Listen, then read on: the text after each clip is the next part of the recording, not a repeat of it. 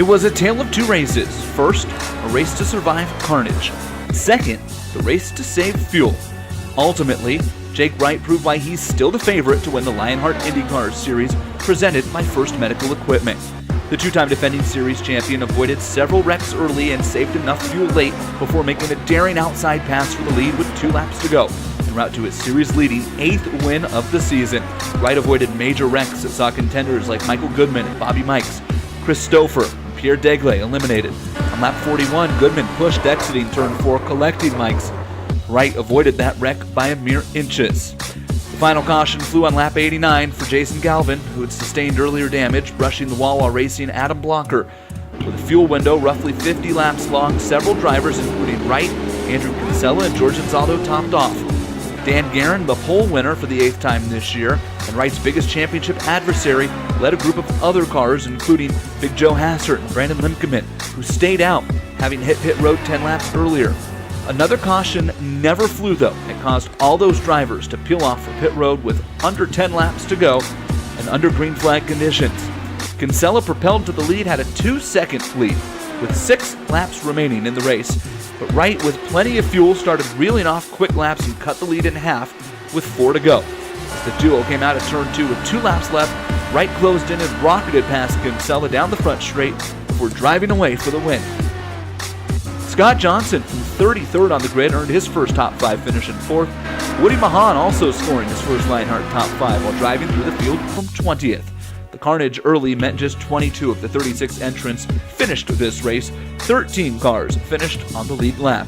Jake Wright extended his points lead to 55 over Dan Guerin, the largest margin of the season. Andrew Kinsella sits 105 back of the lead with 5 races remaining. Engineered to win, built to last. Nothing beats the feel of a true hydraulic braking system in the world of sim racing. HPP's hydraulic braking pedals and their accessories set the standard for simulation racing. For more info on HPP and their products, head to hppsimulation.com. And for more on the Lionheart IndyCar Series, go to lionheartracingseries.com.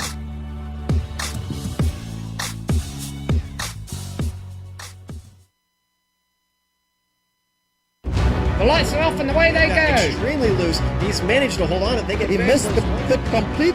He's crazy. Outside Freitas is on the grass on the infield before. He slides through. He tags Richard Eck.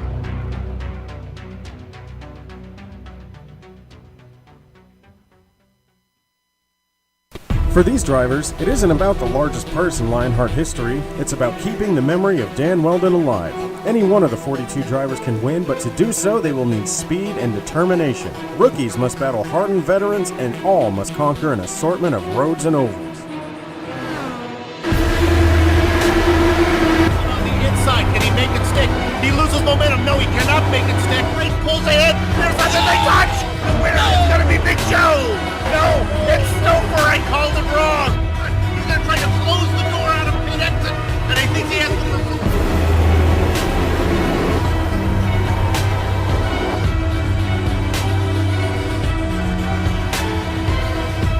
With a history of double-digit winners per season, the challenge will be harder than ever.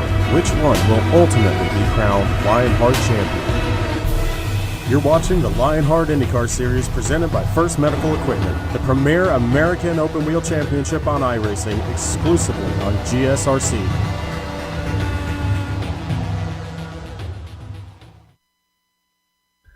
Presented by First Medical Equipment, the Lionheart IndyCar Series comes to Chicagoland Speedway for the Vaughn Hanson's 200. Two-time champion Jake Wright has the point lead, but Dan Guerin and Andrew Kinsella are close enough to be considered realistic threats to keep Wright from his 3rd title. It's round 20 at 24 on the Season 5 schedule, and all the DW12 action comes to you live as it happens here on the Global Sim Racing Channel. Why, I just grin like a clown. It's my kind of town. Chicago is. Welcome to the Vaughn Hanson's Countdown to Green. Over the next 15 streamy award-worthy minutes, GSRC will furnish you with all the storylines, all the stats and facts to have you fully appreciate the Vaughn Hanson's 200 that will immediately follow.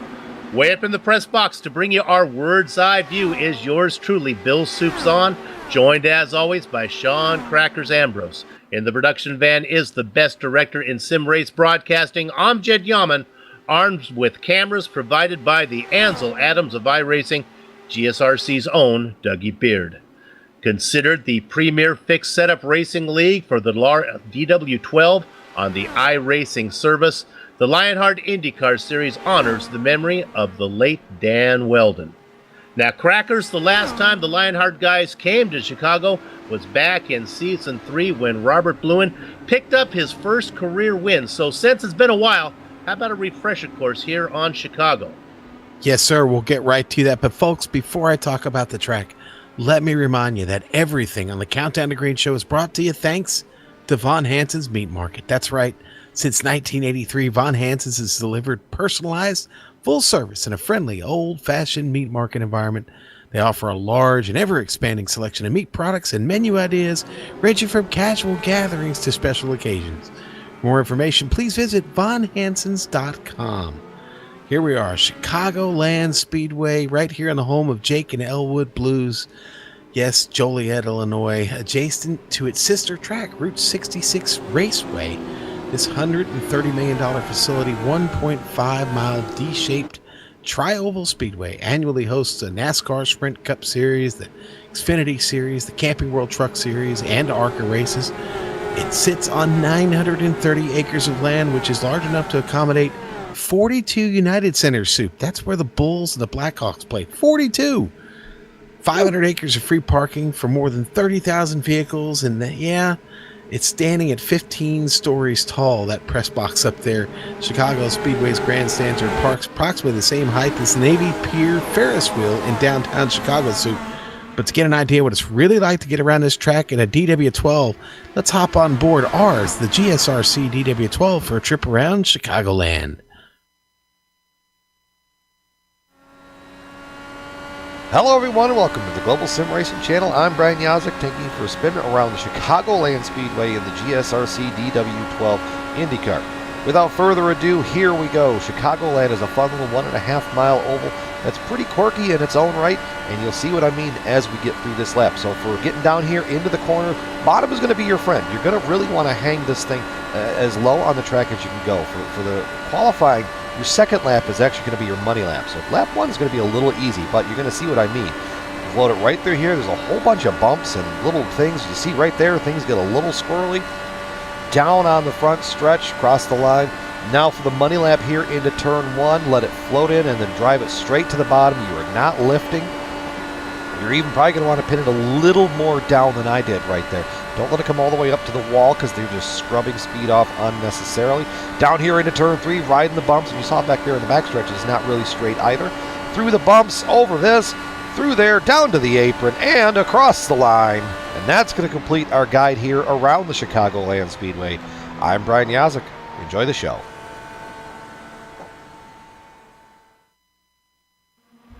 Lord, we don't need another mountain. There are mountains and hillsides enough to climb. There are oceans and rivers enough to cross, and 1.5 mile racetracks enough to drive. What the world needs now is love, sweet love, but what I'm able to give you is standing.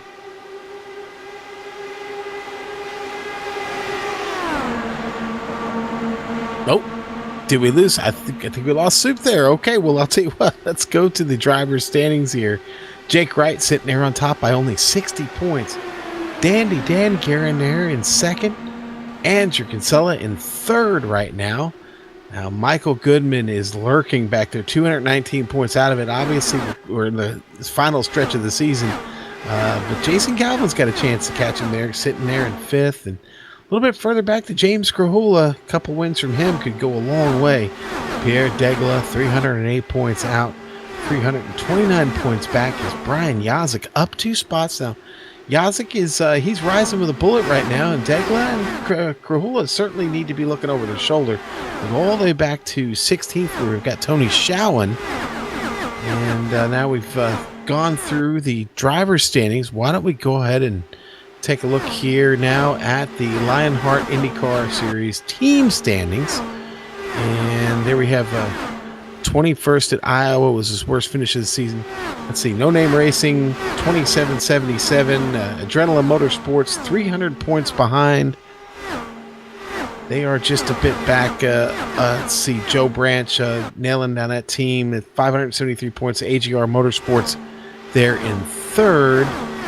Team Nella with an outside chance to catch him there. Obviously, Anzalo, Galvin, Goodman, Robarge, any one of them capable of winning here at Chicagoland tonight. We'll see what they have to offer. But the top 4 teams all held station, and No Name is a lock for the crown at this point. Let's take a look at the rookie chase here, okay?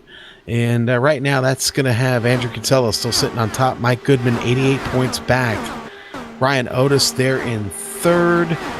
Bolster in fourth. Wardlow, fifth. Paulson, sixth. Seventh, going to go to Collins. And let's see there.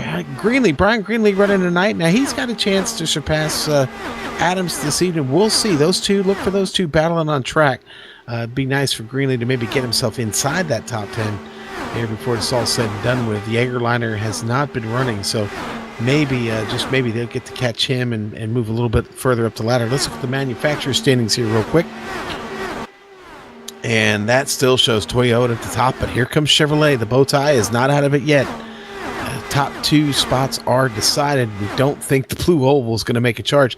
Now, they're looking over their shoulder right now at Mazda, but they did just pick that spot up. So, a little movement here in the manufacturer standings. Now, let's go on back to the money standings, the sim money standings here. Take a look at those.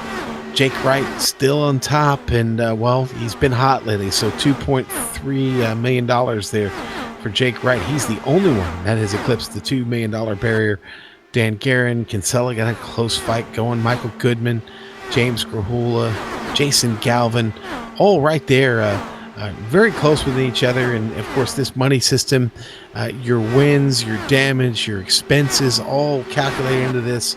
Your top 10 all just over $1 million. So exciting thing to watch this season. And now let's pick up the details for the series. And you know what? We're going to talk about number 6 on this list, and that's the setup. A little something interesting we got from the league, just basically about the DW12 itself, and explain a little bit about the ballast on these cars and what we mean. That's the weight distribution. But the most noticeable of these things on these cars are the rear wheel pods, which they call the Kardashians as they've kind of become known. They've succeeded in reducing punctures and tires, and they kind of prevent that wheel-to-wheel contact. What's more significant about it, though, is that when the weight gets shifted to the rear of these cars, they tend to become more loose.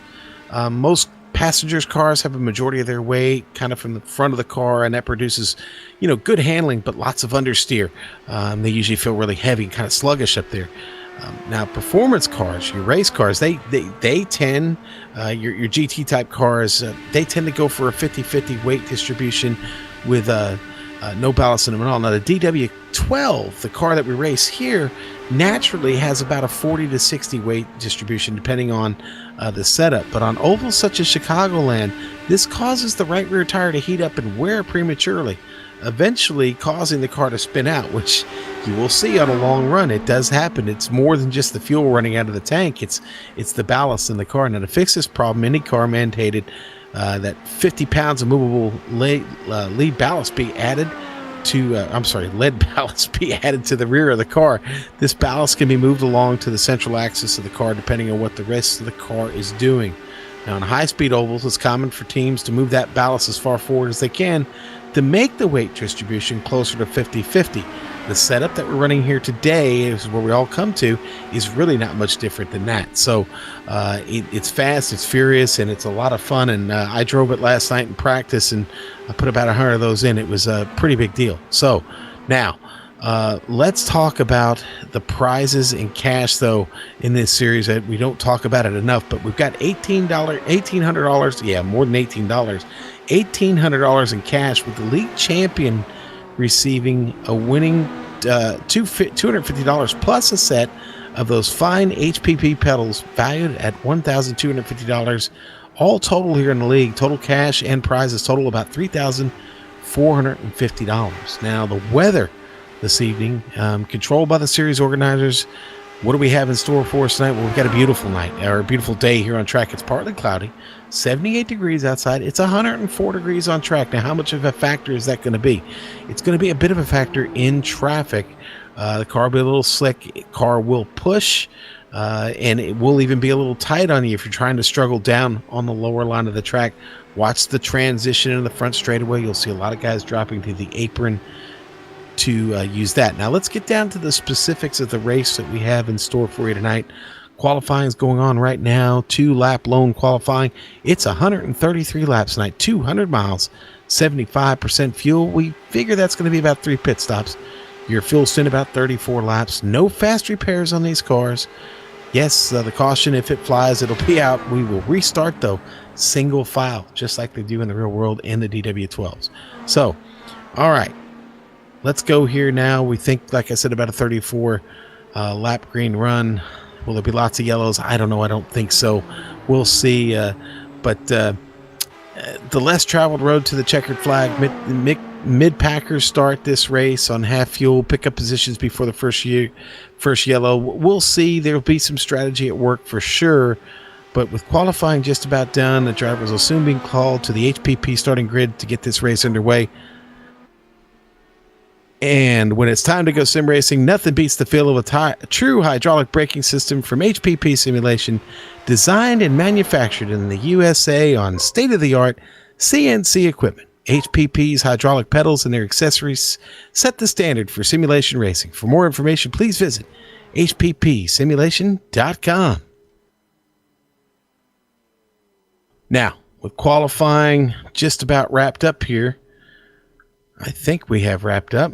Anybody left on track here? We have. All right. And let's go ahead and go to the grid here for this evening. Soup, just folks, real quickly, Soup has had some technical difficulty. Hopefully he'll be able to join back in here in a few minutes. But for right now, you've got me. All right. Here we go. Your pole. Jake Wright on the pole with a 24.992. Dan Guerin, second. Row 2, Michael Goodman, Adam Blocker. Row 3, Justin Weaver and Joe Branch. Row 4, we're going to go to Brandon Limpkeman and Tony Showen. Row 5, Ron Hacker, the Big Joe Show. Big Joe Hassert, starting 10th tonight, 11th. Going to go to George Anzaldo. Good qualifying effort for him. Jason Galvin will complete row 6. On to row 7, it's going to be Chris Stouffer and Andrew Kinsella. And row 8, Pierre Degla and James Krahula. All right, and then we go from there on to 17th, Jason Robarge and Brian Yazik completing row 9. Row 10, Bob Mikas and Peter Edwins.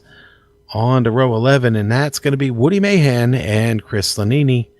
In 23rd this evening, Matthew Mercer, Dustin Wardlow complete row 12. Row 13, Vincent Pluthenthal, Brian Greenlee. Row 14, Scott Bolster, George Adams.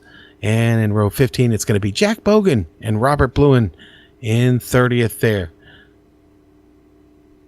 And our last row, row 16, Mitchell Moeller and the Racing Kangaroo, Michael Gray, completing that. So 32 cars this evening. It's a good field. Let's go through the field, get our in-car cameras here real quick. Let's see, we got Robert Bluen with the Patrick Taylor Memorial onboard camera tonight. There we go, on board here with the Dragonfly Racer, Robert Bluen, and Patrick Taylor Memorial onboard camera, Bobby Mikas and the Von Hansens onboard camera, and Dave Barber, the accountant. Dave's not here. I've heard that before. Dave's not here. All right.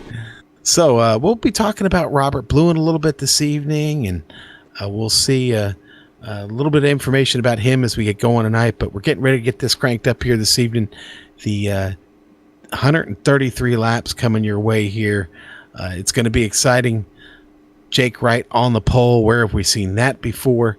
And certainly records stand to fall once again here in the league. We see that from week to week, and I think tonight will be no different. As Jake holds a few records around here, and maybe we'll set another one or two before this evening's over. I had a little tidbit, and I'm fumbling for it right now.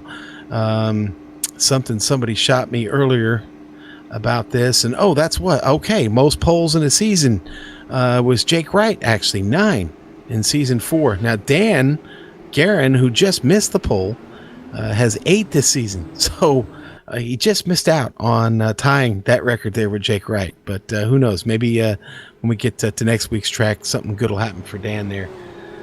But as we start to parade around the track, it's just about time to get him rolling here. Soup and I didn't get a chance to talk about our favorites this evening. This could be anybody's race, but I had an opportunity to watch practice. There's several fast guys. There's a lot of guys that are actually maybe starting a little slow due to strategy itself.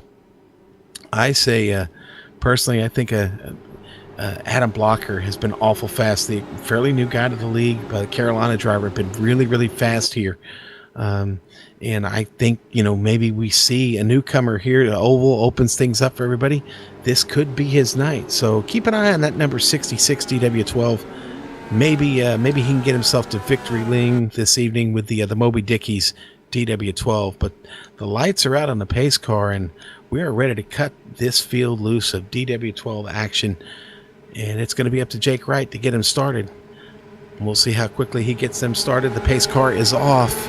It's all up to Jake now, and he's on the loud pedal here. The green flag is out here. 200 miles of action ready to go. Jake Wright down into turn 1, going to lead this 32-car field. Nice chase by Dan Guerin. Dan gets out of the blocks really well. Michael Goodman, a little bit lazy to the start, but now starts to pick things up. Already Guerin looking to the high side to make a move on Jake Wright. Again, Goodman off to a good start. He's by himself there. Adam Blocker just behind him. And we got a quick caution. It looks like Vincent Blumenthal spinning. And boy, it almost looks like he had a bad, it was netcode. Boy, that's unfortunate. Several cars involved in that, getting caught up in that. We've got a replay here for you on screen. And boy, that sure looked like netcode to me. Tough break. Let's look here on board with Blumenthal, and then I'll explain netcode. There's Vincent right there. He's gonna get this run right behind him. And it was George Adams, and just really no contact there. He got close, no contact, but sends Blumenthal around, and it sends George Adams flying up into the catch fence. Those cars already out of this race due to their damage. Now, I said netcode. I hate to have to bring this out so early. We generally don't talk about it this early in the race, but netcode is a real condition, and it's something that happens in gaming. It's a blanket term for anything that somehow relates to networking and online games. Netcode is a term most commonly used by gamers when discussing synchronization issues between clients and servers. There you go, guys. There's my explanatory. I come back for that. That's what I come. I come back for the excitement, and I get a reading about netcode. You did, Soup. Yeah, unfortunately, we had an incident between George Adams and Vincent Blumenthal here on the opening lap, and unfortunately, it puts them into a caution situation and destroys the cars of Adams and Blumenthal. That's too bad. Well, it's good to be back. So I didn't miss much then, huh? No, just me fumbling on the opening of the race there. I didn't let I didn't cover up the chickens, and I didn't hide them behind the cows for you. So apparently the horses trampled everybody. So I'm sorry. Right. Well, let me take a second to get all my ducks in a row here, and we'll get back to this. I'm glad I'm back. My internet connection went down, and after clicking my heels 3 times and saying the magic word, I'm back. Yeah, so I stumbled through the end of our not so streamy award worthy show there. So, all right, well, let me get up all my timing and scoring. Go ahead. Mainly because I was focused on my part of the script, and so I had to kind of catch up and do everything that you were supposed to be doing there. So it was fun. It was interesting, but I think we made it through. I think the fans are all feel free to complain in the Yoo-hoo chat. The Yoo-hoo chat. Yes, complain in the Yoo-hoo chat. That'll get you a long way. In the YouTube chat. Well, I know I will be checking into the conspiracy theories that are already starting, that you've been looking for some more mic time and may have been behind my internet outage here. All right, I don't know about that. My JRT timing and scoring is up, and if I just bring up my little timing and scoring down here, we can get down to business. Round number 20 here, 24 on the IndyCar Lionheart Series. Season number 5. Our points leader out in front right now, Jake Wright, Dan Guerin in second. Andrew Kinsella, the man in third. In the points, sitting way down in 13th position right now. The lights are off the pace car. We didn't say it before, let's say it now. Gather up the chickens, stay covered behind the cows, because the horses are out of the barn and leading them down into corner number 1. On lap number 5, it is Jake Wright. Dan Guerin in second, Michael Goodman, Adam Blocker, and Joe Branch looking on the top side, rounding out your top 5. Joe Branch picking up a spot here early, moving up into that 5th spot. Watch out for Tony Schowen there on the bottom. Gets up right under Justin Weaver. Grabs onto the rear wing there of Joe Branch. Schowen coming through. He picks up 2 spots here early. Weaver back to the bottom there, Soup. Weaver in 6th, 7th is Schowen. Big Joe Hassard, Brandon Limkeman, and Jason Galvin round out your top 10. Look at this battle for 11th back there. Ron Hacker on the outside of George Anzaldo. Really strong qualifying effort by Anzaldo. See if that can carry over to race pace for him. Anzaldo had a nice qualified in 11th. Super, we got another caution. Contact between Lanini and who was that? Oh, Jack Bogan. Bogan once he got into him, went down to the grass, got it gathered up, came right up in front of Michael Gray. Now, did it bring out the yellow? It sure did. Yeah. And this is just going to be 2 cars just kind of drifting on the track. Kind of got into each other.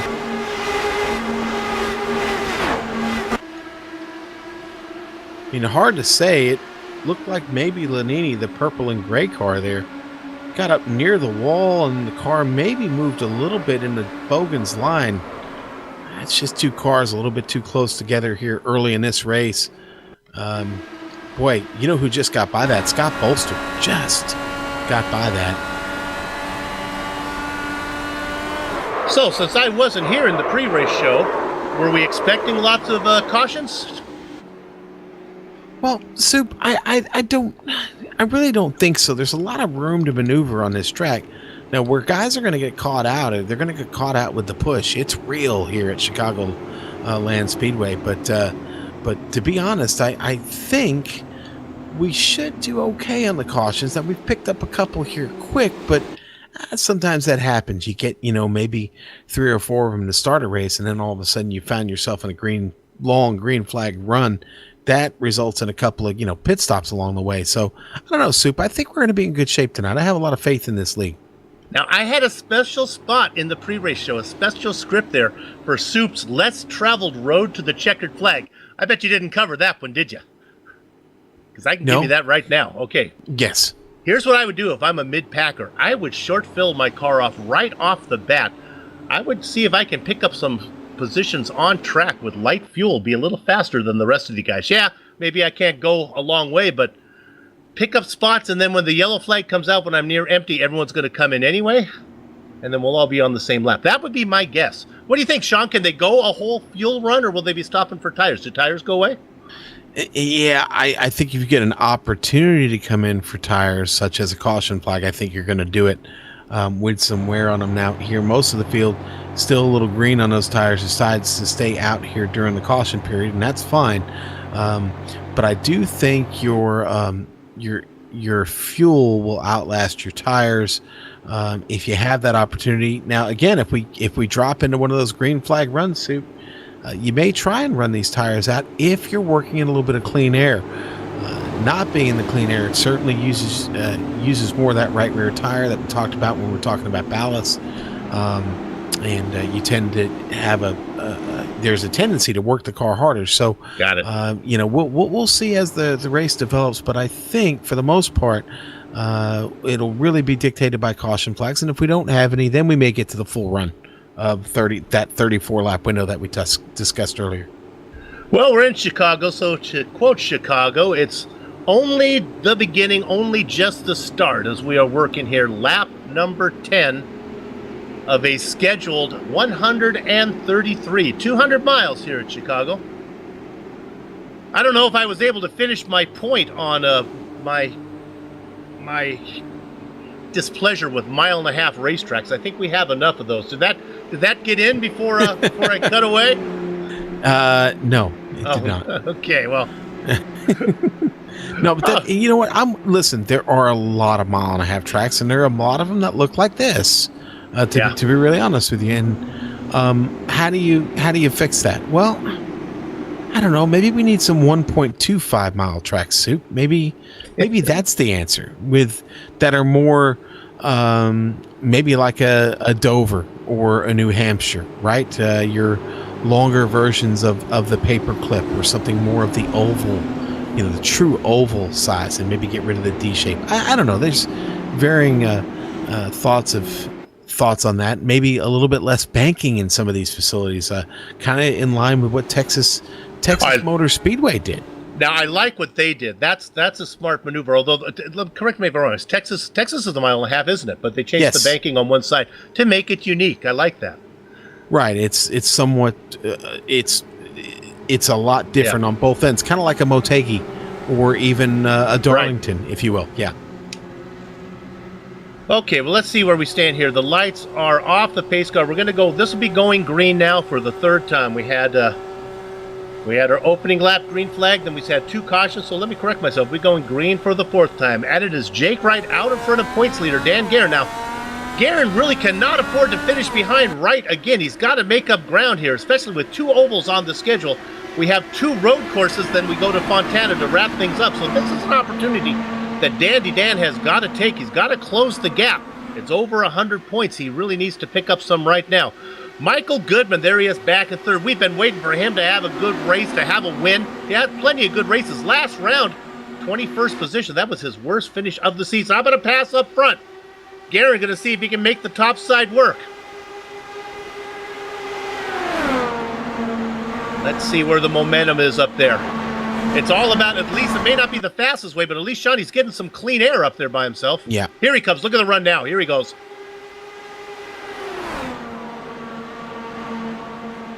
Joe Branch got another great race start, Soup. Finds himself sitting in 5th. It's left Joe Hassert and Justin Weaver back here fighting. They've been fighting since the green flag dropped. Those two running awfully close together. Both changed lines 3 times already. Looks like Joe's finally going to clear Weaver there, or Weaver's going to let him go, one or the other. Fighting a little bit deeper in the field, they find it's Chris Stouffer, George Gonzalo swapping positions right now. A little bit of crossing over and switching back and forth with those 2 spots there in 12th and 13th. There's another challenge for the lead up front, but I just don't think it's going to happen. Wright staying on the inside, making Guerin go to the top. Let's see, he's getting a pretty good run. He might not be able to make the pass, but maybe at least he can be the leader across the start-finish line, and really that's all that matters. He's going to have a good run this time. Now he gets a good run out of 2. He is a half car length ahead. He's a whole car length ahead. He won't be able to tuck down underneath Wright going into 3 and 4. That's going to leave the bottom side open for Jake. But Guerin should have the momentum up top. Give him credit for leading that lap, but he's just not confident enough to come down and get that inside line. That's going to allow the 2-time champion to fight back on the inside. Now he's got it. And he's there. So, pass made by Dandy Dan Guerin. Soup, 1 car flying up through the field right now in 20th. 12 spots up, the Racing Kangaroo, Michael Gray, coming up through this field quick now. Peter Edwins just made a move on him, but these 2 going back and forth at it right now. He is our hard charger. Andrew Kinsella came in for a pit stop, if my timing and scoring is right, the last time out, so he's on a little pressure tires. He's racing back there in the blackjack spot.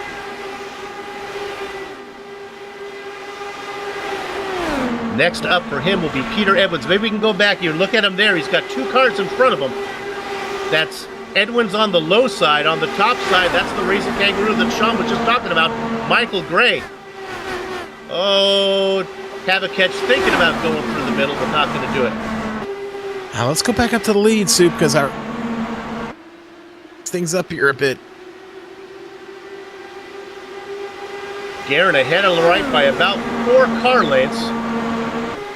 Adam Blocker racing a third. Goodman and Big Joe Hassett.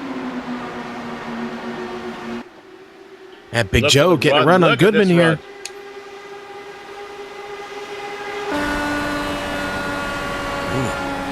Wow, throw Big Joe up into 4th place. Wow. I think that was Michael just saying, "Oh, we're only on lap 20. We don't have to fight this too hard." Here comes Joe Branch, though. Another Joe into the show. Big Joe Hassard in 4th. Joe Branch in 6th. Ooh.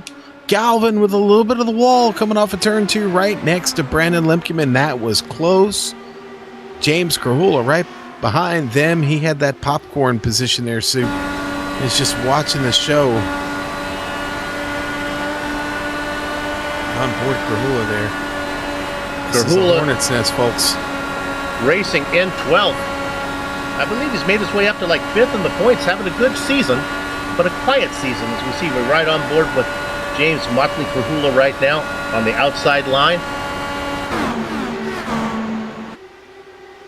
Just in front of him, that's the Fire and Ice machine of Brandon Lemkeman.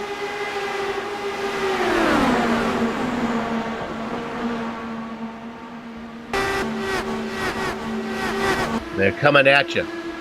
How about we jump up a few spots? Let's go up to the car in 7th, Tony Schowen. Remember, he's up there racing in the red, the beautiful red number 31 car. Inside of him, Justin Weaver. And look at the run that Chris Stouffer is going to get, but there's nowhere to take it. Stouffer was trying to stick it in there somewhere. He still has a good run. It looks like he's going to be able to get around Justin Weaver. If Weaver can keep the Moby Dickey's car down low. Okay, interesting things developing here at the top of the field as Jake Wright has caught Dan Guerin looking to the outside, coming across the line. Watch out for Adam Blocker back here in 3rd. He may try and get the better of both of these drivers.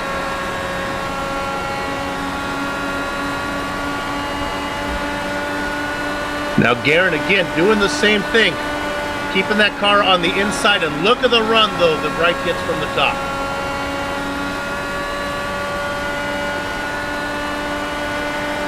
Blocker right in the mix now. He's right on board with Adam, the rookie. In Soup, we got this green flag run going here. I know a lot of the viewers, maybe some of them here for the first time, you see a lot of the cars with pink wheels on them this evening. And for the rest of this month, as this is Cancer Awareness Month, everybody supporting one form of cancer and its research or another, and just bringing awareness to this evil disease that we've still not found any cure for. Found ways to slow it down, but nobody's been able to knock out cancer.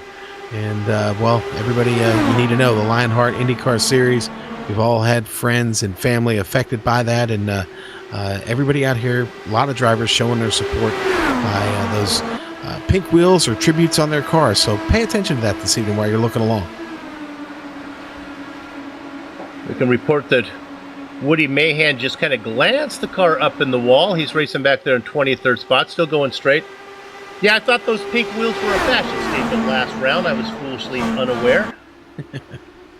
Boy, our leaders, two good examples, adorned in pink, both cars. They come across the line in a dead heat suit. Dan still hanging on to this by the slightest of margins. Now Jake Wright starts to pull away as they head down the backstretch. Wright credited with that win. If you look at with that lead across the line by 2 1/1000ths of a second. We look at this battle for P3. This is Michael Goodman working with Blocker, a pair of rookies. That's Goodman on the inside, Blocker on the outside. They come off a 2. Look at the momentum from the top side. Well, Sean, I'm impressed so far. Chicagoland putting on some good racing. I was worried, oh my goodness, this blocker gets really close to the wall. I thought we'd be looking at something resembling Pasadena on New Year's Day, but it's not a parade. It's some good racing going on. Yeah, and a lot of side-by-side racing by little two groups of cars like Brian Yazik. And Brian Yazik's having a lot of fun. Him and Ron Hacker going back and forth right now. Yazik, though, one of those movers through the field. He's up to 12. And I think he's maybe even starting to pull a little bit of ground on James Krahula, who's only just less than a second now up ahead of him. Krahula better get busy there. Maybe think about leapfrogging Jameson Galvin if he wants to keep Yazik off his back door. Could you imagine how exciting the Rose Parade would be if they allowed passing? That'd be great. Could you imagine it's like a float trying to go around a band, two bands going at it down the straight? What? Right on board with the Von Hansen's Meat Machine. Yes, and the Von Hansen's Meat Market onboard camera, the Controlled Chaos Racing driver, Bob Mikas, trying to hold off this position here. Jason Robarge, hot on his tail. Oh, wow, easy for me to say.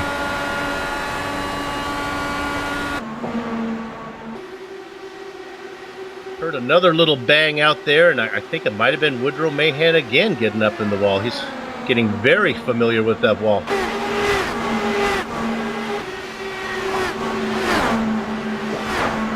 Bob Mikas having a good run, racing in 17th. Oh, Havacatch might have caught the wall. Remember, Kinsella came in for a pit stop. Right now, it's trying to work his way around Michael Gray. The car still seems to be good.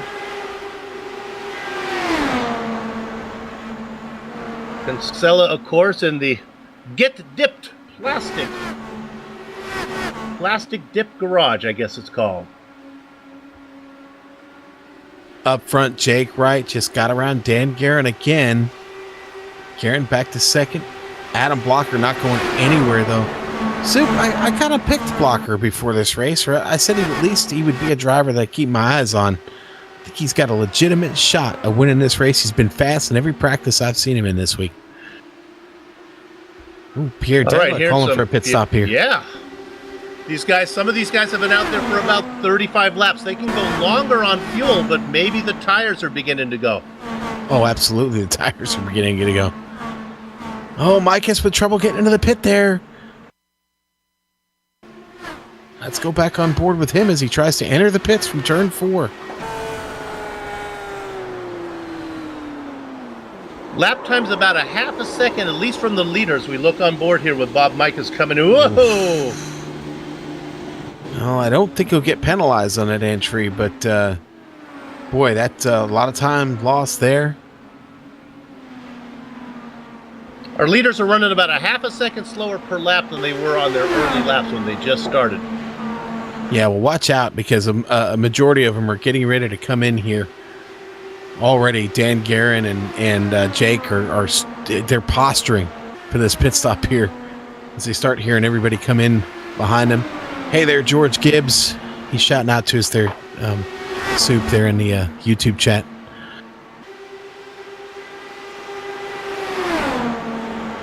'21 coming in. That's Ron Hacker. Oh, now, Mitchell Moeller. I'm sorry, Soup. Mitchell Moeller had big trouble getting in. He actually spins the car right there at the commitment cone and then into the grass and has trouble getting back into the pit lane and spins it. Watching it on replay. Another example of the type of time you don't want to lose down there on the pit lane. Now, is everyone saying they're coming in? Uh-oh, Guerin did he miss his box? Sure enough. Right coming in behind. Wow. Now remember, Andrew Kinsella has been out there for about 8 laps less on tires. He can afford to stay out a little longer. Limpkeman says he's coming in, so let's see. I think now that Wright is going to gobble up Guerin after that mistake.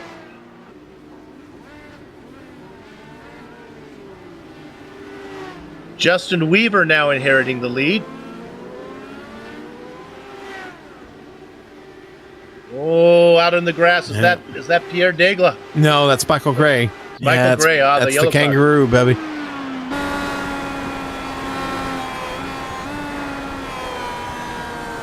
Justin Weaver says he's pitting from the lead. Joe Branch coming in from second. And that should have a catch out in front. Kinsella, he might be able to put a lap on these guys. I'm not sure.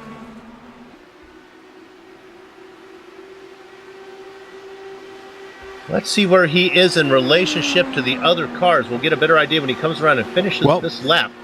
Yeah, okay, so he's coming out of turn 4 now. It's Jake Wright just behind him. And I believe 1 lap down for Wright. So yeah, what Kinsella needs right now, I guess he could use a yellow. I'm not sure what he actually would want. If he gets the yellow, he comes in. Everyone else at least then circles around. Now, he's not the only one on the strategy, Soup. We've got 5 drivers all in that same strategy. Dustin Wardlow, Lanini, Bogan, and Bluen all right behind him.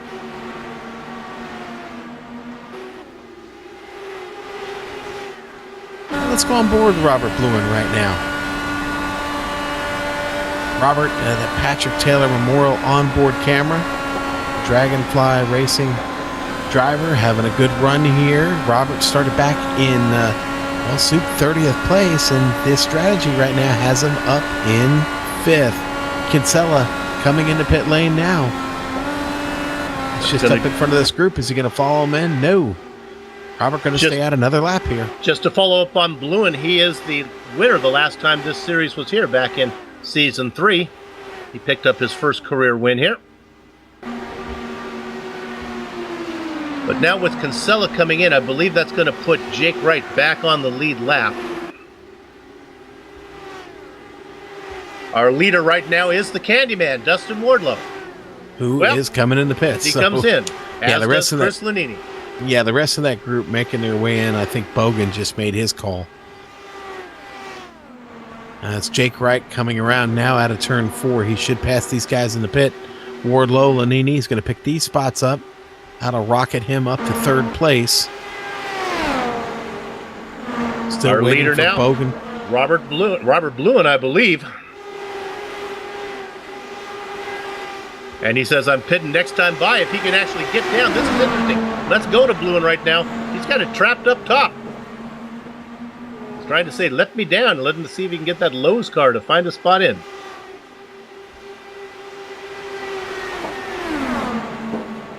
Bluen announces pitting. Everybody gets out of his way. Safely done, and the cycle is complete. All right, I'll tell you what, let's pick Bluen up as he goes into the pit here. As he is our profile driver of the week, Soup. 87 starts here in the Lionheart IndyCar Series. Hasn't picked up any poles, but he does have a win back in Season 3 right here at Chicagoland. That's right. 5 top 3s, 17 top 10s. Now his first race with the league, Michigan, Season 1. It was the inaugural race. So Robert, one of the stalwarts here in the Lionheart IndyCar Series, brought to you by First Medical Equipment. We wish him well this evening. Who knows? Maybe a podium in store here for Mr. Bluen tonight.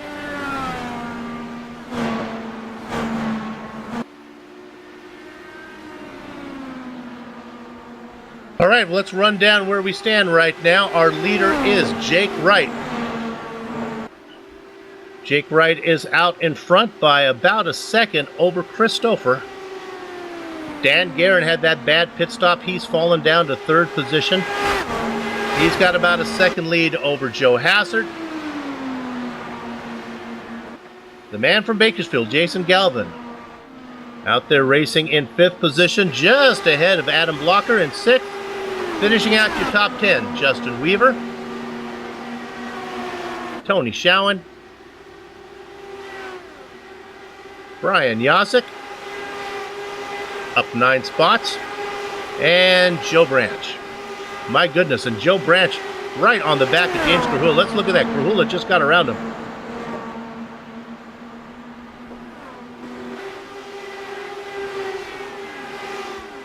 Dan Guerin doing a lot of talking out there as well.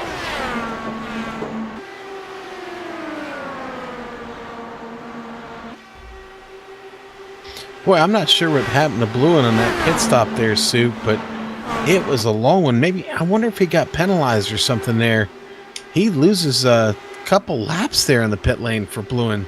So Robert had some kind of trouble. He came back in.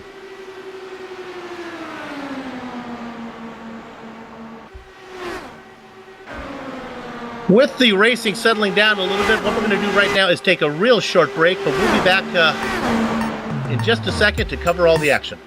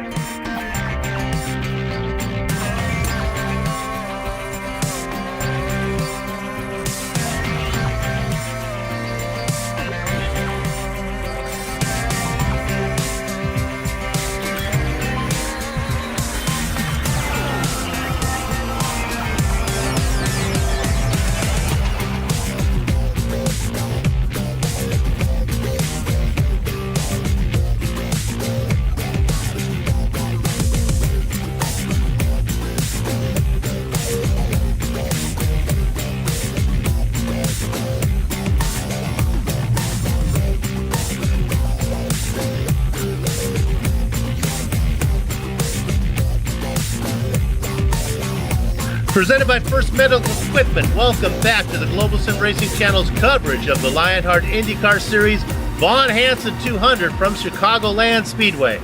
We've got the gremlins behind us, so after all that we've been through, I will make it up to you, I promise to, as we race here on lap number 63. I got a lot of Chicago lyrics to get into now. That one fit so well. That was just great, man. And our leader continues to be Jake Wright.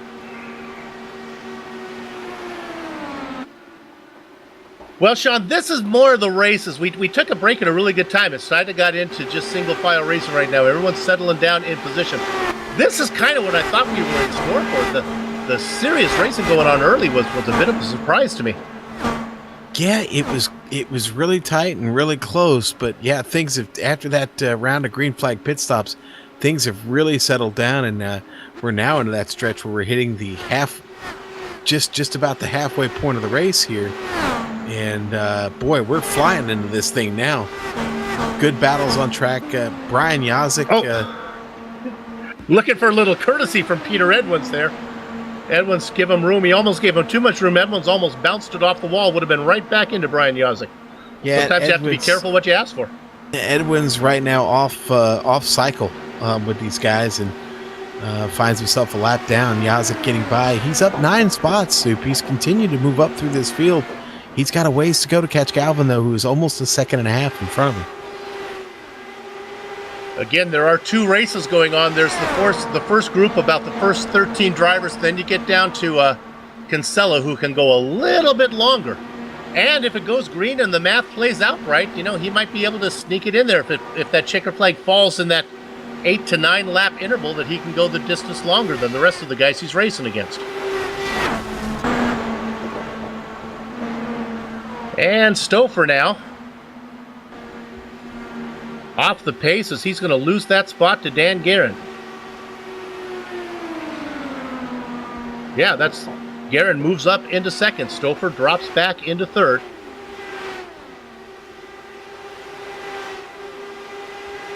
Jake Wright now. Let's go ahead and stay on Jake as he's coming up on some lap tracking.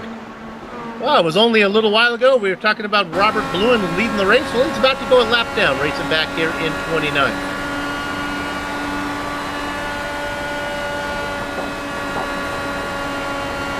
Looking for the meat machine here, Bob Mikas. He's boy. We got Soup. We got drivers coming in for pit stops now. Is it time? Yeah. And these guys are coming in really. They've been out there for about 30 laps. That seems to be the number. I guess it's all about what the tires will give you.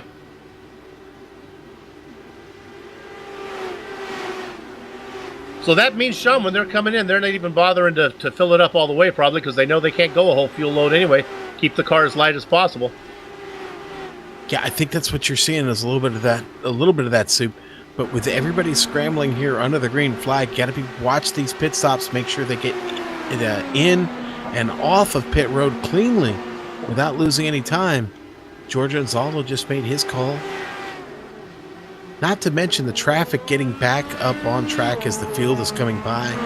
Always a risky proposition. You're watching Anzaldo get out here, keeping it right there, just below the white line.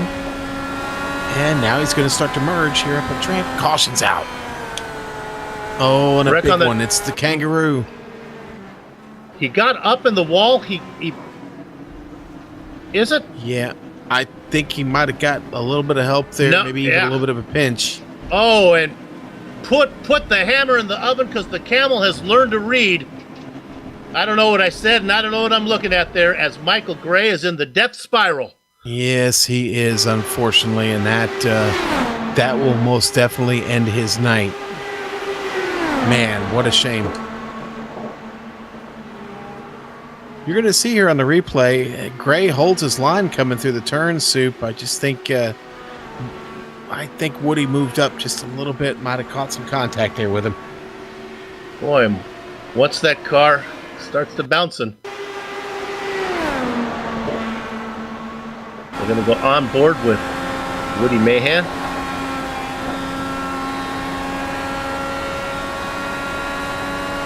And there you see the car. Mercy. So, Mercy right, Guerin, Stouffer, Hassard, Weaver, Blocker, everybody coming in. Uh-oh, I'm hearing Dan. Oh, no, I'm hearing Dan Guerin got a black flag there on pit entry. Some of the cars had trouble getting in position, apparently, Soup. It looked like Adam Blocker might have gone too far over his pit box as well. You know, we cover a lot of races, and I didn't review our last one, but if memory serves, I thought Dan Guerin picked up a penalty last time, a speeding penalty at the last race. Am I dreaming that? Maybe I dreamt it. I dream a lot about Dan Guerin.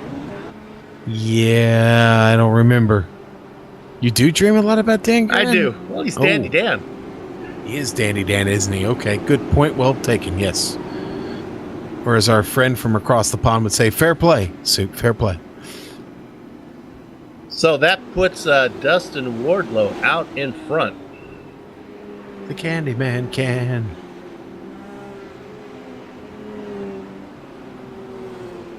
As we have now another split strategy thing going on.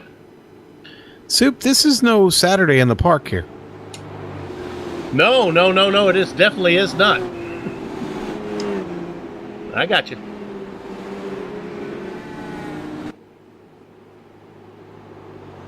This is interesting here now. What's happening with the field, Soup? We're gonna get a wave around from a lot of the drivers as our leader. Well, now we're looking like Jake Wright is back to our leader. The Candyman came in for a stop. Well, he needed it. He needed to get on cycle with everybody else, or he was just going to get run over, basically. So that's going to let Daigle, I'm going to do this in reverse order here, Rabarge, Yazik, Galvin. Those guys are all on the lead lap, just ahead of Jake Wright. There are some guys that are 2 laps down, like Bluin. So I'm still not understanding what happened with Guerin, to be honest with you, because he sits there in second place. I don't think he served any kind of a black flag. I didn't see one cleared. So maybe that was just a mistake. Or... Yeah. Oh, okay. Take that back. Race control has cleared that black flag under review. Our man Jesse Vincent sitting there in race control this evening, Soup. Nice to know people in high places. Joe Branch says he needs to follow the rules like the rest of us. Okay. And there is some real talk about it being a black and white rule. Okay. Go out there, race your race, boys. We are working lap number 75 of 133. We're more than halfway done. Yes, we are, Soup. This is almost a sprint race. These races go by fast when you miss the whole first part of the broadcast. You didn't miss that much, Soup. You missed me fumbling. I know what you were saying when I left. You were saying, if you leave me now, is what you were saying. And I knew you were saying that, so I came back. You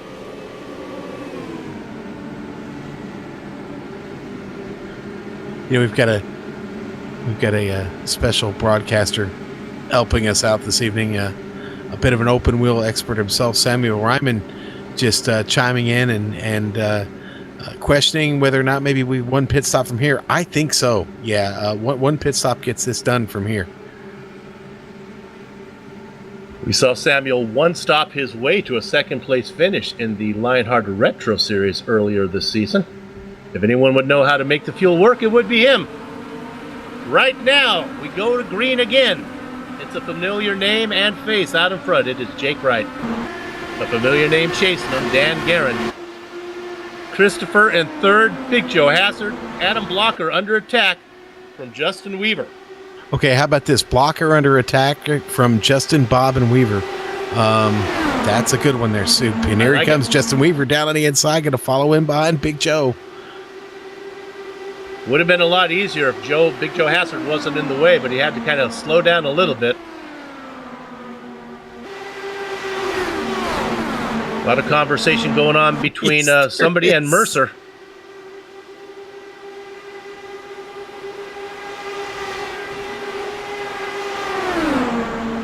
Let's go up front for a second. This is Guerin trying to see what he can do on right.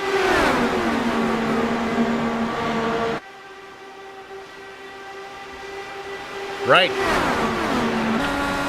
Staying down low.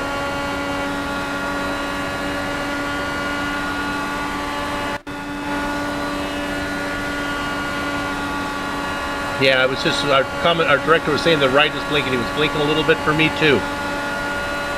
Certainly, that's a tough condition to race next to.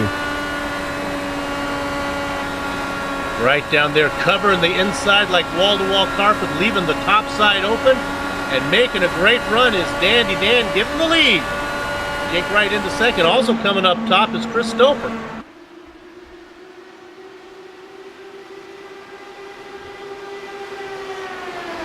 Coming back. Oh, let's stay on this one. There's no room for Stouffer to put that car anywhere as he has to check up. He's going to lose a ton of momentum. Open the door for Big Joe Hassard to get in there as well. Up front on the top side. Guerin fighting back right on the low side. Here comes another run from Stouffer.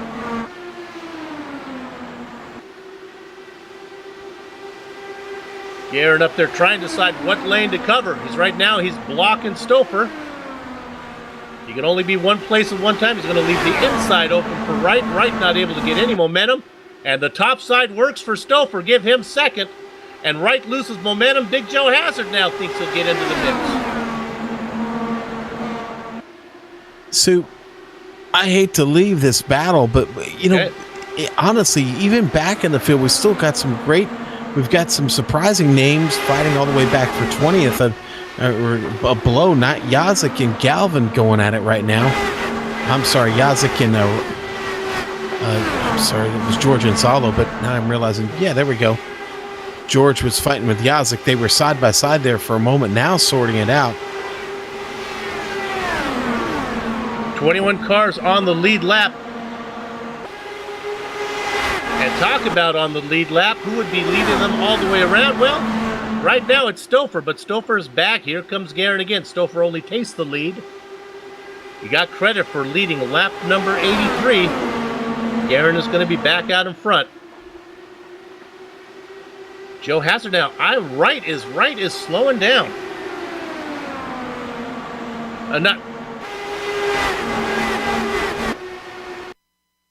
We're going to go back and see if we can see Chris Stouffer make the pass for the lead. I think our director has it.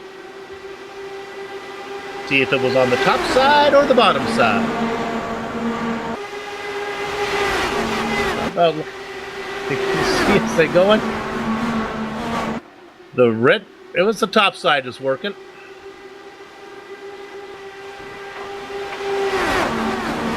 Stouffer now dropping down into second. Big Joe Hassard up to third. Sean, what's going on with Jake Wright? Why is he not leading anymore? Is he something? Is he just being careful or what? Oh. And as Sean has found the gremlins that I had, here we go. Let's go ahead and look at that battle for third right now. You can see it. It's right on the top. Now, right behind him, there comes Justin Bob and Weaver looking to get in there as well. This great battle for third right now. Look at the one that Wright gets. Now he's going to have to dip down underneath. I think he's got the momentum. Big Joe Hassard has no answer to that one other than I'm on the top side, and once we get out of four, watch my car go. Big Joe Hassard puts it down, and look at the momentum he gets. And all of that racing on the low side really slows down Wright's momentum. That's going to open the door one more time for Weaver. Watch Weaver get the run off of two. Here comes Weaver, and Wright continues to fall.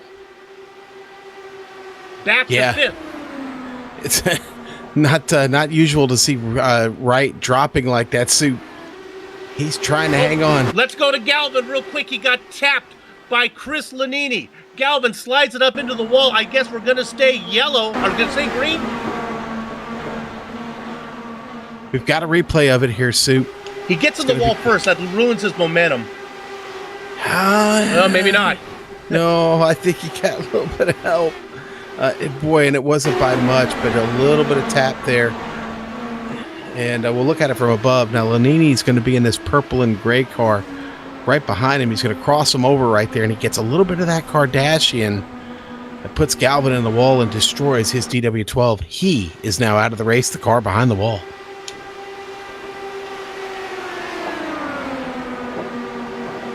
So, out of the race is Galvin.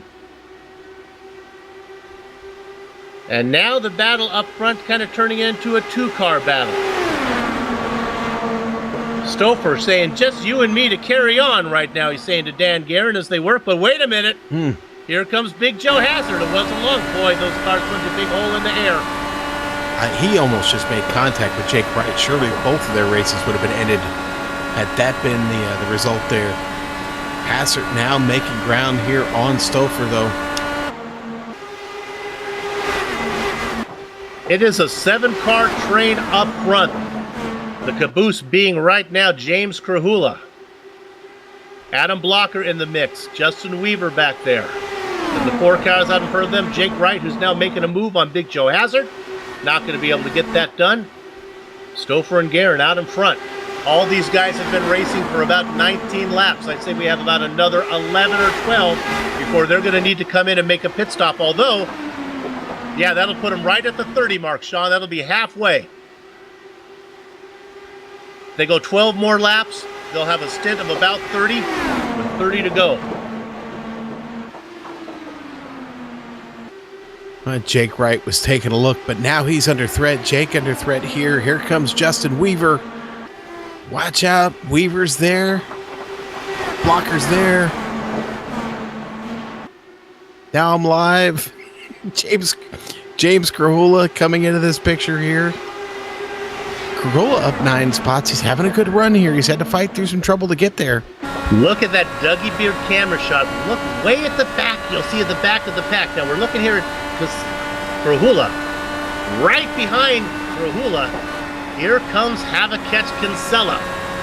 He's only about 0.8 of a second back. Way off the pace is Justin Weaver. Wow. Yeah, wow is right. Struggling there big time. On the push got real there for Krahula. He has to get all the way out of the throttle. Let Weaver go there for just a moment. Now we have an interesting fly in the ointment. Stouffer up here. We have that Lowe's car. That's Robert Bluen being lapped. I wonder if Bluen, let's check to see if he's maybe come in for tires because he looks awfully fast.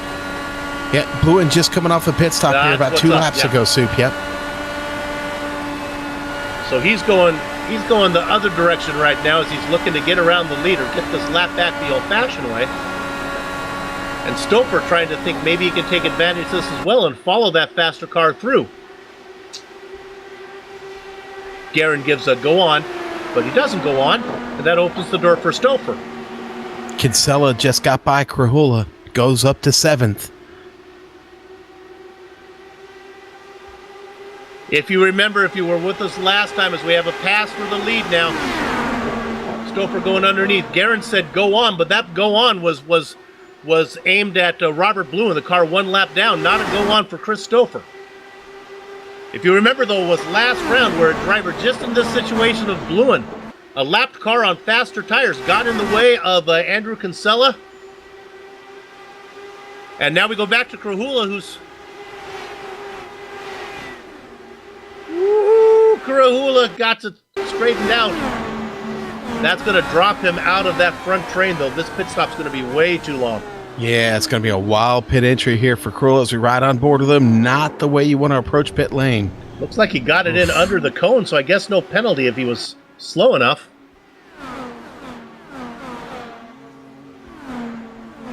I wonder, Sean, if maybe that was just a Krahula last-minute decision where I'll go now, and maybe it caught him out. Might have been. Brian Yazek coming down the pit lane now, too. Dominoes starting to fall, see? Now, Yazek was not racing up there with the front guys. He was much farther down, if my timing and scoring is correct.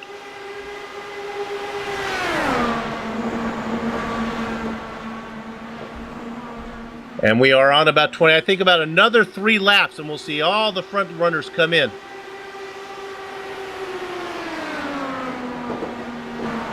Guerin coming around 4 right now as we look at Stouffer. There he is in 2nd. They go by one more time, as do the drivers in 3rd and 4th. Blocker as well. Big Joe Hazard. We're going around one more time.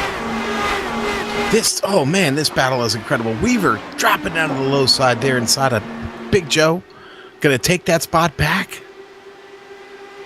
Weaver been hanging out in this top 5 all night, Sue. The guy you got to watch is the guy last in that picture. We're right on board with him. Havakech Kinsella. Andrew trying to find, is that one car pitting. That's why he gets around Big Joe Hazard. And now he has a run on Weaver. Kinsella working both sides of the street like a jaywalking mailman.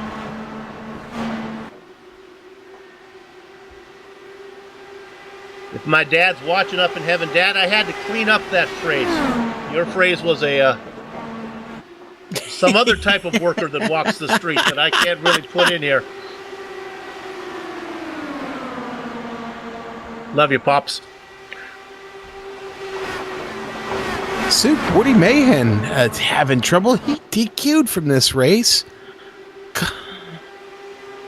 I'm sorry, DNF for Woody. I said DQ. I got that all wrong. He clipped the wall coming out of 4 pretty hard and had to park it.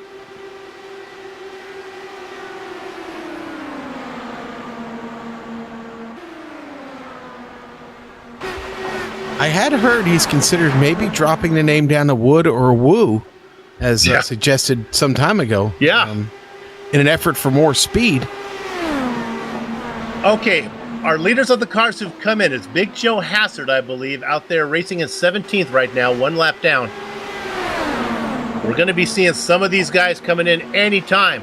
I almost wonder if they don't want to do it, if they can go 1 more lap. They don't want to be caught out by a yellow. 29 to go. Stouffer in second, Wright in third. Adam Blocker has said, I got to come in, so he pits from 5th. He's the only taker. It would be interesting to see how Blocker comes out in relationship to the other car that I said was our leader of all the cars who have pitted, which would be Big Joe Hassard. Big Joe, where are you right now? Big Joe. Big Joe just going through 2. Yeah, and he's gaining on Wardlow right now. Wardlow would be one of those cars that he's chasing to get a lap back from right now. Big Joe out of 4. Blocker starting to roll. Here comes Big Joe singing full song. I think he's going to gobble up Blocker. Blocker you see down on the apron. There they go. So Big Joe maintains the lead of all the cars who've pitted. Hassard's pit stop was 30 seconds. Blocker's was 28. All right, here comes Kinsella. Now, Kinsella had worked his way up into the mix. Yeah, he was racing 6th. It was a legitimate 6th. And I think he's going to be able to get out in front of Hassard. Let's see. Hassard, on the back straight right now, just going through 3 and 4. Kinsella smokes the back tires. He's rolling. Hassard crossing the start-finish line now. Kinsella coming out. I think Hassard's going to get him. There he goes. Hassard is long by.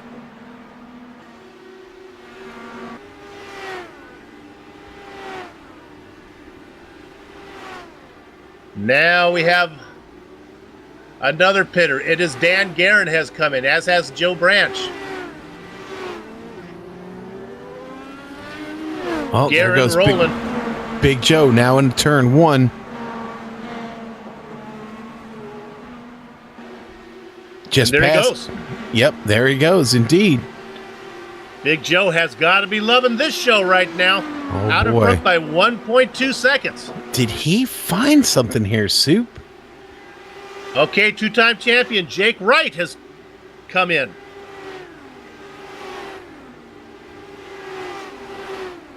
Big Joe Hassard just going through 2 right now. Lemkeman made that pretty scary for Big Joe Hassard as they were getting that through the exit of turn 2. We're going to look at the replay. Meanwhile, Wright is in his box. Hassard coming across the start-finish line. We'll look at that replay. Whoa! Yeah. Here comes Big Joe. Big Joe comes across the line into turn 1. Guess who he passes? Jake Wright. And here comes Guerin. Let's stay on Wright for a minute. There goes Guerin. See you later. Krahula goes by as well, as does Stouffer and Blocker. Wright finally gets it out in front of Kinsella. Soup. Big Joe Hassard is now your leader across the line. Everybody else in the pit. There he goes. Weaver came in. Goodman came in. Lemkeman came in. Big Joe out in front, and he is good to go from here. Coming around. There are 22 laps left. When he comes around this time, there will be 21. Sean, I got to ask you, does anybody know what time it is? It's time to drop that disco ball down and let's boogie, brother, because it's time to party, and Joe Hassard is leading the way here. He's got his party hat on and his cane, his big cup, his chalice, And he is ready to go, man. Big Joe is stealing this show away from everybody. Dan Guerin a full second behind him. Joe is definitely in control. This is the best place for him to be, out in the clean air, Soup. His least favorite color right now would be yellow. That's right. If you're going to color his world, you'd want it to be green. With a 0.8 of a second lead over Dan Guerin. I will say this, Soup, after practicing the many laps that I did last night, this track is all about line, driving the perfect line. Dan Guerin is a little bit faster than Big Joe Hassert with only 18 and a half laps left. Joe's got to be very cognizant of the line that he's running, not to scuff off any speed. He's got to be full out, max on right now. Looking at P5, Jake Wright has made it up to 5th as he's got around Krahula. Those are important points, and you think big picture right now. Yes, Guerin wants to win, but almost maybe even more important than getting the win is finishing several positions ahead of the guy he's trying to chase, Jake Wright. Right now, though, Big Joe Hassert, Sean, you talked about it, the gap is shrinking. It really is. And Dan Guerin's got plenty of time. This is like... Oh, he's coming. This is like giving Aaron Rodgers too much time, right? Like a minute and 13 seconds doesn't seem like a lot of time, but it's an eternity there for that guy. Yeah, boy. So here we go. Is it a matter of when, not if? Guerin closing the gap like David Letterman's dentist. He'll be there in no time right now. Big Joe Hassert out in front. What line is he going to take? Is he going to stay high? Is he going to stay low, make Guerin do it on the top? I don't really think he had much to say about it there as Dan ducks underneath. So our new leader with 16 to go, Dan Guerin, looking to pick up his 4th win of the season. Big Joe Hassert fighting back. Yeah, that's what I was going to say. Let's look for Joe to fight back. Probably looking at this for the rest of the race, to be honest with you. This is what we're going to see here. Robert Bluin just ahead of him. Let's not count out Christopher here. He's positioned himself well, Soup. Lewin on the top side there, stays out of the way, gives a little bit of a scare to the commentator, but it's okay. Guerin goes underneath him. Bluin going to be a little easier to pass this time as he's not on the fresh rubber like we saw last time. Big Joe Hassert. Sean mentioned about Chris Stouffer. I think Stouffer might be the only guy that can legitimately race with Guerin right now, but he's got a ways to get there. He's got to work on getting around Stouffer or Joe Hassert first. Right now, a huge hole being punched in the wind from the lap car of Bluin and the Big Joe Hassert. They go 2 by 2. This is going to open the door here. Look for Stouffer to make a move now. 13 laps of racing left. Oh my goodness, it is getting tight. None of that looks safe. When you gotta go, you gotta go. Bluin's in the wall. Bluin's in the wall. He's just gonna keep it up there. Unfortunately, is he stuck in the wall? If he's stuck in the wall, we're gonna get a yellow. Maybe he's just riding it up there. Can he get it off the wall? I can't get it off, I don't think, he said. I think it's stuck up there. Unless he can stay on the throttle and go around like that for the next 12 laps. I don't think so. He is stuck. Now it comes off. Oh, boy, that was close, Soup. Poor Robert. Trying not to bring out the caution there. He knows how much this race means to everybody. Let's go back to second. Actually, drop back to third. Because remember all those, the cushion that Dan Guerin had between him and the hunter of Jake Wright? Well, my goodness, Wright is now up to third as he gets around Big Joe Hassert. What about Stouffer? Can Stouffer get up there? Well, he's only 1 second back. There he is racing up there, feeling stronger every day, every lap. Dan Guerin, 10 to go. Stouffer 1 second back.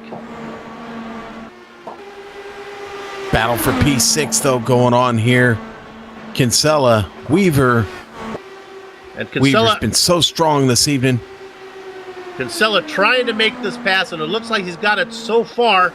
Not sure if he's going to be able to finish it out. Remember, Kinsella in the championship race as well. Although finishing way back here in 6th is not what he needed to do. Oh my goodness, Weaver gets really close, but he keeps it off the wall. Meanwhile, up front, the interval remains at 1 second. Stouffer not able to make up any ground. 8 laps to go. 12 miles. Jake Wright about a second back of Stouffer right now as they race 1, 2, 3. I don't think Jake's fast enough right now. Most nights that would be an issue. I don't know if he's fast enough to catch Dan here at this point. And The caution comes out. Oh, and it's Chris Lanini getting around as he had to check up for Dustin Wardlow, would have gotten up in the wall just in front of him. You'll see the run. Lanini's getting in here. Up there on the top side. Wardlow going to come up the track. He's going to get a piece of the wall there. Come back across right in front of Lanini. Lanini has been involved in 3 of these tonight. And, wow. That really just changes everything, doesn't it, Sue? And my wife just threw something at me to pulling back the curtains here at GSRC. She's sitting here watching the broadcast. She knows that's a pet peeve of mine, the late caution from guys that are racing for 16th position. But the good news is it happened outside the point of no return. We're going to get a shootout. Probably nobody more upset by that than Dandy Dan Guerin. Yeah, well, I mean, who he has to fight with for this win now? Stouffer, Jake Wright, Big Joe, Adam Blocker, Kinsella, Weaver. Yeah, this is good news for Kinsella. With 19 cars on the lead lap, you could afford to come in for tires if you were a little farther back. Adam Blocker faked it like he was coming in. Big Joe pits from 4th. Yep.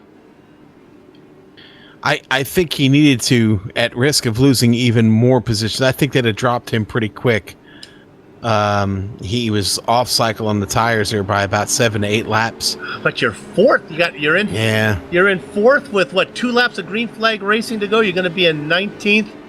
You'll be lucky if he can get up there. Well, we'll see how it plays out. I think what he's hoping here is that he's going to get back out here, Soup, in like about 11th place.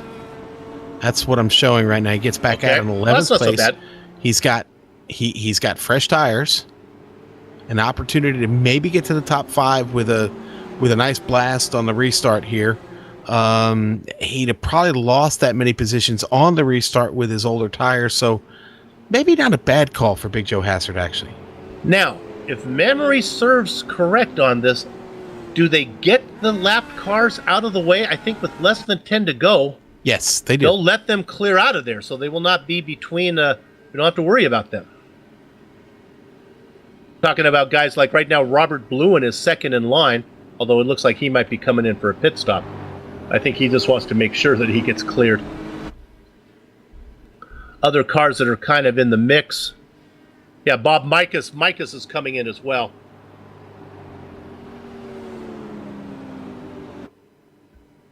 Well, right now, Bob Mikas is coming down into the pit lane, so he probably just decided that even if he wasn't going to get cleared, he didn't want to be in the mess.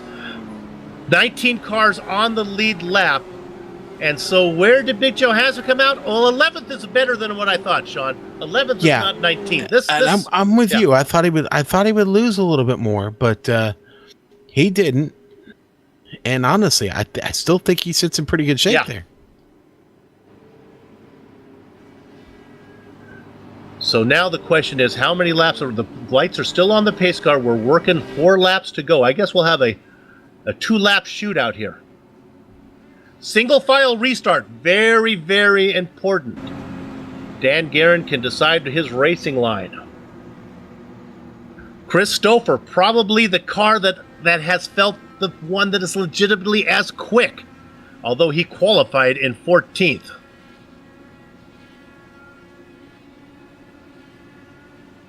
Our 2-time champion, Jake Wright, in 3rd. Blocker, and then Kinsella also in the points race in 5th. Kinsella, after having one stolen from him last time out at Iowa, boy, he'd like to return the favor to Dan Guerin if he could. Lights are off the pace car.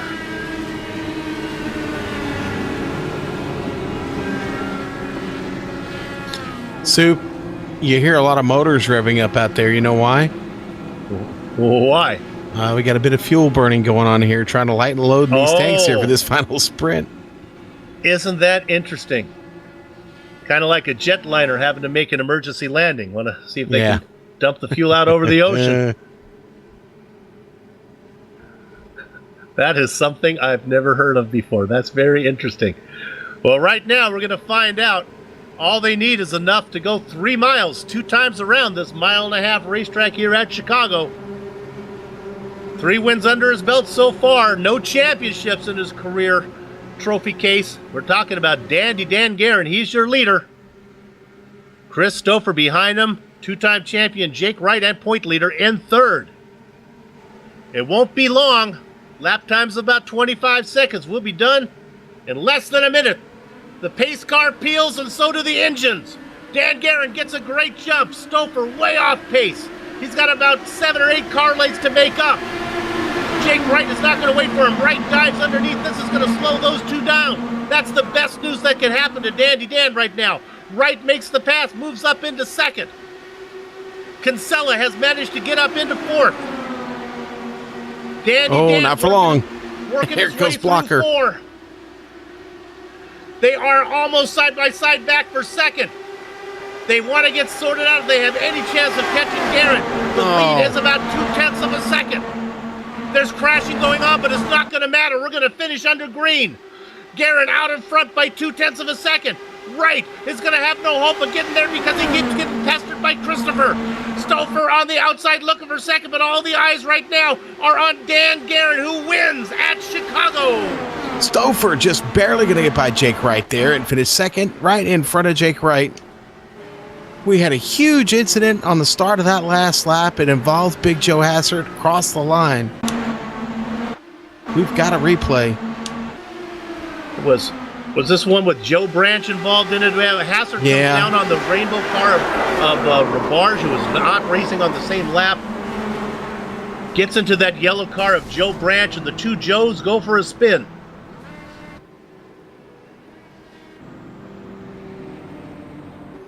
Wow. Well, my goodness, congratulations to Dan Guerin. And what is more important, Chris Stouffer gets 2nd, so a little bit of a cushion between him and the man he's trying to chase in the points, Jake Wright. Well, the racing is over here in Chicago, but our broadcast is far from it. What we're going to do is take a short break, but we will return to launch into the Lock Precision Rocketry post-race show, where we will run down the entire finishing order, talk to some of the drivers before we put a lock on Chicagoland Speedway. Back in a few.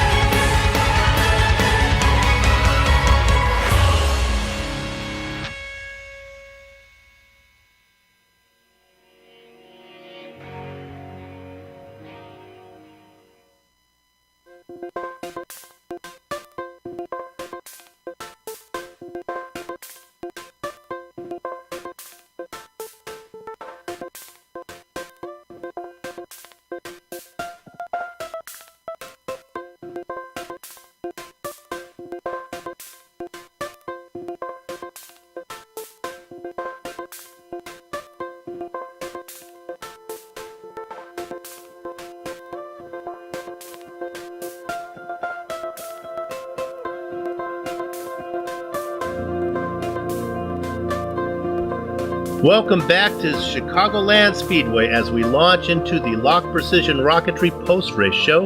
Soup and Crackers here to review the Von Hansen's 200 that you just saw here on the Global Sim Racing channel. And talking about Von Hansen's, they're celebrating their 33rd year in business.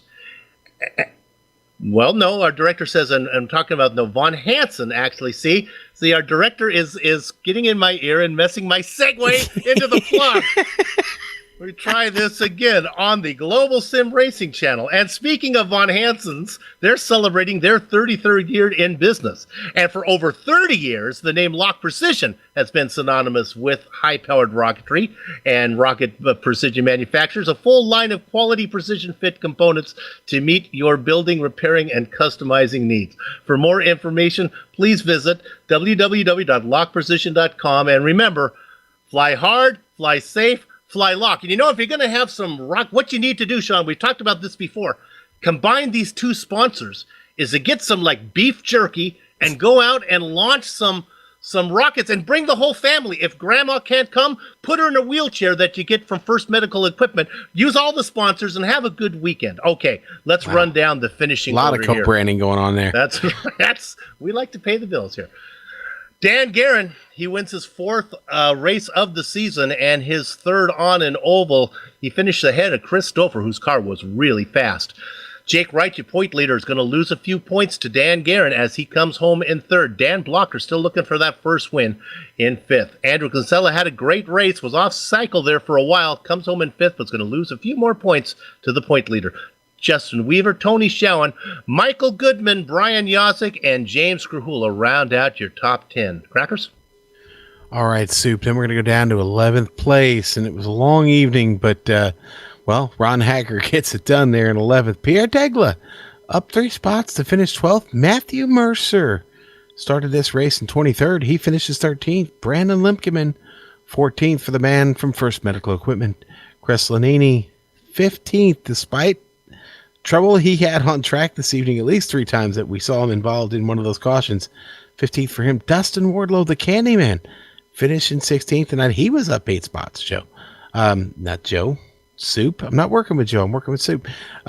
Joe Branch finishes 17th. There's the Joe. There we go. And then another Joe. Big Joe Hassert, unfortunately involved in that last lap incident after coming in and taking those tires. He goes all the way back to 18th there. A tough night. 19th, Jason Robarge, and rounding out your top 20 with a very quiet run this evening. I think we didn't even talk about him at all. George Anzaldo. In the blackjack spot, it is Bob Mikas, Peter Edwins in the double duck spot, Scott Bolster in 23rd.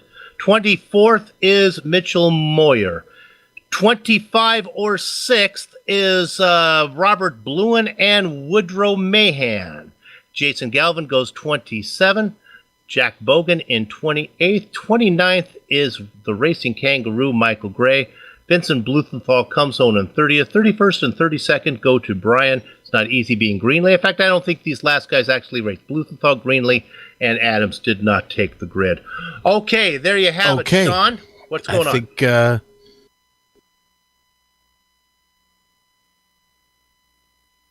and Sean has he's left us, so let's go ahead and bring in a driver. Now that we talk, oh my goodness, let's talk to Dan Guerin and hope if he can help us with a little bit here. Dan, congratulations on the win. Thanks a lot, Soup. It was your car was fast. I think the guy that could run with you, I thought Chris Stouffer had a pretty fast car too, and you raced with him a little bit. Oh yeah, Chris is very fast, very clean driver. Much respect for the guy. Did you know, let's go to the not the pit stop at about 30 laps to go, but did you have it figured out with about 60 when you made that last stop that one more from there was the plan? Yeah, pretty much. Just run it down as low as we can go and make a pit. We got lucky with the one caution coming out. Did I'm going to assume that it was just a matter of the tires giving way, that the car could have gone longer on a fuel load, but was 30 laps the max you could go, or was the stop for tires? I actually didn't pay much attention to that all week long on the actual fuel runs and tires and everything like that, but depends on where you ran. You got down a lot lower on the fuel. The tires did wear quite a bit, but you can still make it work pretty good on that high side. Let's get you out on this. Let's go back to the very beginning. I thought the racing early on was really intense. I was expecting more of a parade today. I thought Chicagoland put on a pretty good show. What was the preferred line? Was it the top side with the momentum? Is that where you'd like to be? Yeah, early on the run there, bottom was preferred. I was kind of hoping to get around Jake on that high side early on, but with the tires still as good as they were, I was hoping maybe he'd just burn them off and I could get by him a little sooner. But as the tires wore, start moving up the line, and then the preferred line was the high side. You can get some big runs on people and get them down to the next corner. Well, here's the good news. You get the win. That's the most points you could score. Wright finishes in third, so you pick up a little bit there. There is still a chance, baby. Let's stay in the hunt. Let's see if we can bring this all the way to Fontana with the championship still in question. It is far from over. Jake and I have discussed it pretty much every day. We'll talk about it, and we went and ran some Donington the other night just to prepare for that. It's coming up here in a few weeks, and our times are about even. So get a little bit more practice on that and see if I can't get another road course from him. Got it. Good luck to you the rest of the way. Our Dan Guerin, our race winner here today. And now we're going to go ahead and talk to the man who I thought was fast enough. He qualified 14th. We're talking about Chris Stouffer. Chris, 14th in qualifying. Let's start there. So fast in the race, so bad in qualifying. Well, I'm traditionally not a good qualifier. When I do qualify up front, it's a abnormality or whatever. Sorry. But, I knew I was going to have to come up through the field, so I practiced that last night in the practice race. And, so I was prepared to start back there and work my way up. Intense racing early on and really good racing, 2x2. For you, what was it? Were you able to get the low side to work, or did you have to do the passing up top? Well, coming through the field, you just kind of clean air was king. Wherever cars weren't, that's where I was trying to put my car. But the top line was definitely where everybody wanted to be, going through 1 and 2. And if you noticed there was a lot of fighting for that top lane going into 1 and 2. And I knew I had it working really well for most of the race. And it was a good race. It was a lot of fun out there tonight. Let's jump from the beginning. Let's go all the way to the end of that last restart with 30 to go. I'm going to jump to the one with 7 to go. I thought we were good with 30. I thought we were going to go there. Then we had that late caution with about 2 to go. The very last one there. Boy, Dan got a good restart on you, but I thought maybe you might be able to run him down. Yeah, that's exactly what I said when that caution came out. First thing I said was, I hope I get a good restart here. And I knew it all hinged on that restart, which unfortunately I didn't get a good restart. So I'm happy to just hold on to second place at that point. Yeah, you were in that battle with Jake Wright, and at least you came ahead of him. And that was an important spot. Actually, you finishing in second, as close to the championship race is, you're second place, and Wright finishing in third. That might be a championship right there. So nice job. It was fun to watch your race. Good going. And we have another oval coming up next week, so we hope to see you there. I'll definitely be there. Want to give a good shout out to my teammates as well tonight. We got 3 cars in the top 5, so it was a good job by the whole team. Okay, there you go. Thanks a lot. And that was our second place finisher, Chris Stouffer. Sean, you get to talk to the points leader. I do. Jake Wright. Not a horrible thing finishing on the podium, but probably not the result you expected. How tough was it to get a pass completed and held on to this evening? It was pretty difficult. The setup we had tonight was very aero sensitive. You really needed that clean air to make anything done, but I'm happy with the third place finish. I know if it had gone green, I had a better shot at winning the race. Obviously, I would have rather that had happened, but third place, still got points, finished the race. I'm happy. Yeah, man, and you know what? It was an interesting race here at Chicago. A lot of strategy being played out this evening. Were you guys comfortable with your strategy?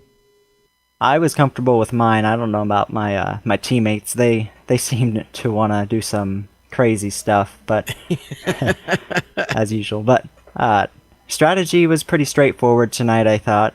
Cautions usually came out when it was time to pit. It was very much a racer's race. So you get that late caution there, and then you get basically that sprint to the finish. Did you feel like you had a chance to win this race, or was it really Dan's to win this evening? I figured from third place it was probably Dan's. I figured I'd be fighting Stouffer, and I was ahead of him at the second half of the final lap, but he got around me. It was a fun battle with him. I enjoyed it. But it was definitely Dan's race to win, and I thought a 2-lap shootout would be very interesting, and I hope it was fun to watch here on the broadcast. It definitely was, yeah. And, well, I think you said it best here just a moment or two ago about the clean air kind of being king here tonight. And certainly Big Joe Hassert, once he finally got to the top here with the strategy he was working, he was great in clean air, but I think he was a little short on tires, and that's what allowed you guys to reel him in so quickly. And the very same thing that allowed Dan to get away there at the end, pretty good tires and clean air. And, well, that results in a third place for you, but you're still our points leader, Jake, heading into next week. And your thoughts about that? I think Gateway can be interesting. I didn't think they put on a good show in real life there this year, but maybe we can put on something better.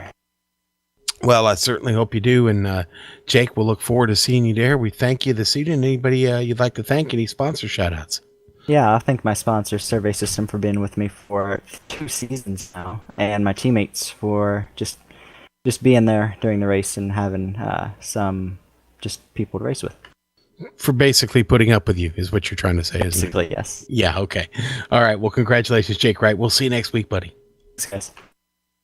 All right, Soup, that was the great Jake Wright, the defending champ, having a pretty solid run tonight, but, not used to seeing him not at the top of the podium. You know what I mean? And the man who did finish first, of course, was Dan Guerin. Somebody else that's first? Well, how about First Medical Equipment? They've been the source of medical supplies and equipment in Burlington, Iowa area for just a long time, for countless years, because of their superior commitment to provide the absolute best in product quality and customer service. For more information, please visit www.firstmedequipment.com. Hey, how about these guys too? HPP Simulations. Nothing beats the feel of a true hydraulic braking system in the world of sim racing. Sean, did you get this plug in while I was gone in the opening? I did, HPP? That a boy. Okay. I did. Yes, sir, I did. You talked about designed and manufactured in the USA. You mentioned that? I did. And Yes. it was on state-of-the-art CNC equipment? State of the art. Yes, Johnny. Okay. Well, that's good. I bet you then Sean probably also told you that HPP Simulation hydraulic pedals and their accessories, they set the standard for simulation racing. For more information, please visit hppsimulations.com. Crackers? Soup, it's all about Von Hansen's Meats. Yes, sir. We want to thank them for sponsoring the Countdown to Green, the new old-fashioned meat market and butcher shop. We also want to thank Clock Precision Rocketry for sponsoring these post-race shows. Fly hard, fly safe, fly lock. And yes, thanks to everyone at the Lionheart IndyCar Series for organizing this and contracting with GSRC to broadcast it. And tonight we're going to thank Bob Mikas for putting this together and sponsoring this for Von Hansen's Meats. Thank you, Bobby. We appreciate it. Bob finished 1 lap down in 21st position. A relatively quiet night for him. The original music that you heard on today's broadcast is thanks to Eric Echolm and Casey Lalonde. See the screen for how to contact each of them. And, of course, thanks to the company's equipment and software that you see on the screen right now that we use on the broadcast. Yes, sir. And the Lionheart IndyCar Series will return in 1 week, October 25th, from Gateway Motorsports Park for the Gateway 150. GSRC will be there, And we hope you join us. If you'd like to find out more about the Global Sim Racing Channel, your best bet is globalsimracingchannel.com. You can also find us on our social media at Twitter there at GSR Channel. Facebook, just type in Global Sim Racing Channel, all one word. You'll find us there, I promise. And check out our YouTube channel. We got a whole host of archives listed there from previous broadcasts, not only for the Lionheart IndyCar series, but for everything we broadcast. And Crackers, thanks for filling in for me there when my internet took me away from the beginning. You're my inspiration, and you make me smile. Aww. And also, I'd like to thank it's romantic now as I try to get in as many Chicago lyrics as I can. Jed Yaman, of course, is our camera artist, and Dougie Beard is the camera guru. Yeah, that guy. That guy. We'd like to thank you guys for watching, too. We'd like to thank you for watching. With that said, we're off to have fun storming the castle. Until next time, if they'll let us back, race clean, race hard, and we'll see you on the track.